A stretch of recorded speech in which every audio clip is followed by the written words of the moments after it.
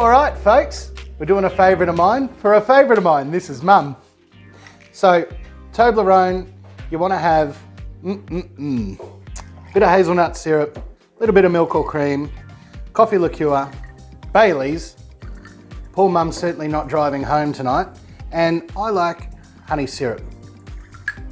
So you want to get that all together and nice and combined. Give it a good shake. Now through the magic of television, we've already prepared our martini glass there as well. So that's chocolate syrup, kept in the freezer nice and cool.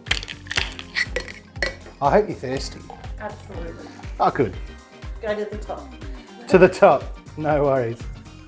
Now you can garnish with powdered chocolate on the top, but because it's Mum, it's not going to stay. So here's cheers. If you want the Gypsy Barman to come to your house and be a little bit awkward like that, follow our socials down below and have a great night.